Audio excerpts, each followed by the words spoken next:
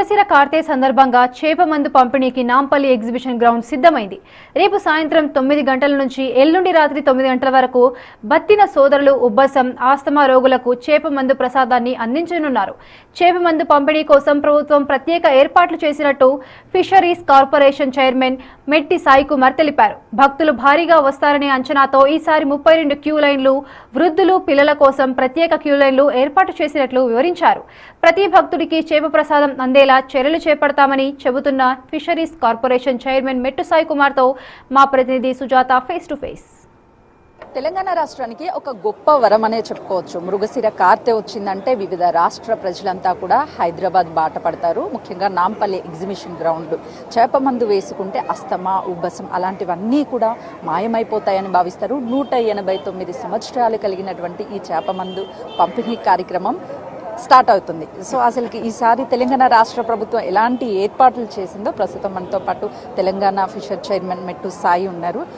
మీరు ఈ ముఖ్యంగా కార్పొరేషన్ చైర్మన్గా తెలంగాణ ఫిషర్ ఫస్ట్ టైం అనుకుంటా మేబీ చేప మందు పంపిణీ కార్యక్రమం 3వసారి పాల్గొంటున్నారు. ఎట్లా అనిపిస్తుంది? చాలా అంటే ఒక అదృష్టం అండి.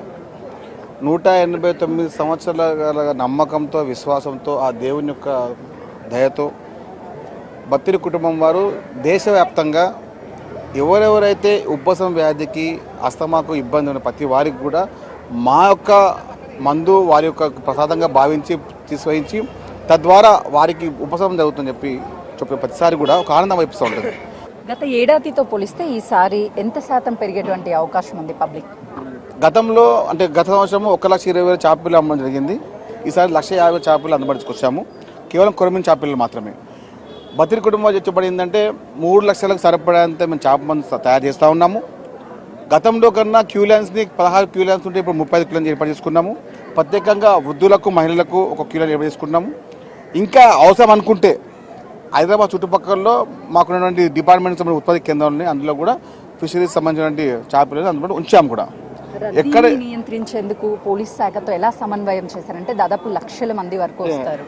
దాదాపు ఒక వారం నుంచి హైదరాబాద్ కలెక్టర్ గారిని కానివ్వండి, సిపి గారు కానివ్వండి ప్రత్యేక శ్రద్ధతో దాదాపు 600 పైచీలకు పోలీస్ సిబ్బంది, ఏసీపీలు, సిఐలు, డిఐలు అందరూ ప్రత్యేకంగా పరోక్షంగా ఎక్కడ కూడా శాంతి భద్రతలకు ఇబ్బంది కలగకుండా వచ్చిన ప్రతి భక్తుడు అంటే అతిథి దేవోభవ, అటు ఢిల్లీ కానివ్వండి, నేను కలిసి ఉత్తరాఖండ్, ఢిల్లీ, మన ఉత్తరప్రదేశ్ నుంచి వచ్చారు. మళ్ళీ అదేవిధంగా గాంధీనగర్, గుజరాత్, అహ్మదాబాద్, గాంధీనగర్ నుంచి వచ్చారు మన ఉబ్బస అంటే పూర్తి విశ్వాసంతో వచ్చిన ప్రతి భక్తునికి మొదటి భక్తుని నుంచి చివరి భక్తుని దాకా అయిపోయేంత వరకు ఇక్కడనే ఉంటాము.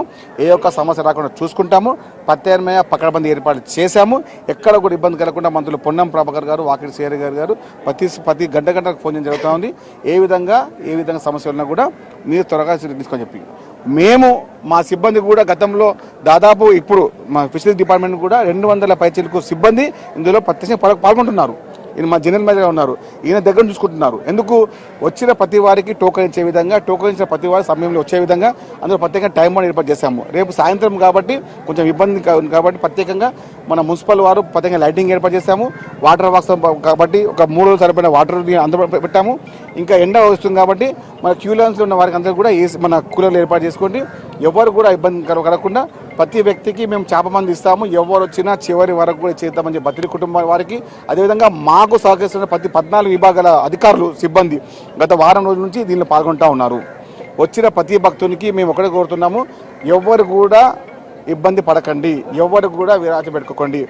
తెలంగాణ ప్రభుత్వం ముఖ్యమంత్రి రేవంత్ రెడ్డి గారు చూప జరిగింది. ఎవ్వరు కూడా ఆఖరి రోగి వరకు ఆఖరి పదాన్ని ఇవ్వడం తీరుతాము. ఇంకా అవసరం అనుకుంటే ప్రత్యేక తీసుకుంటాము. రేపు జరగబోయేటటువంటి సాయంత్రం 9 గంటలకి